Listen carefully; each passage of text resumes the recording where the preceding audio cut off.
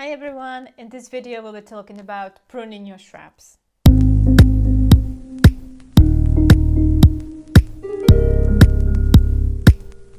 So many shrubs actually thrive without the annual routine pruning, but there are some that flower either in spring or early summer, and they do actually benefit from pruning just right after they finish flowering.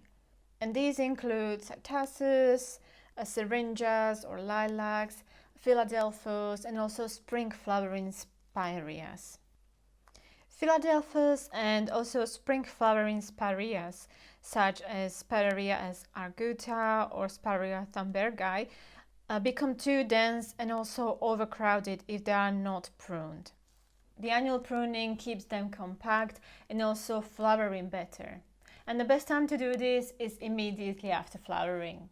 So what you need to do is to reduce the shoots by 1/3, cutting out the oldest ones. You can cut back the old stems to where the new shoot is growing lower down, or just to about the ground if the shoot is very old and the bush is very congested.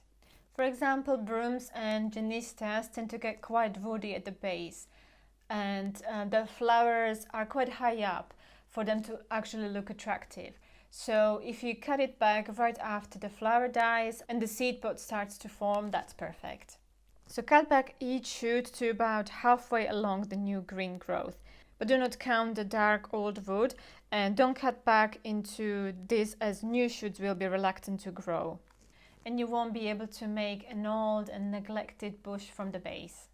Lilacs also benefit from the careful deadheading. As soon as the flowering is over, cut the dead blooms back to the first pair of leaves below the flower head.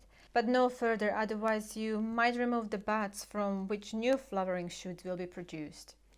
I hope this was helpful. Now get out there and trim your bushes.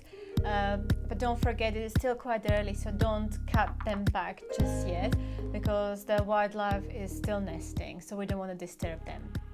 This was Lucia at Lushspaces, and if you liked and enjoyed this video, please give me a like and don't forget to subscribe to my channel, and I'll see you in the next video.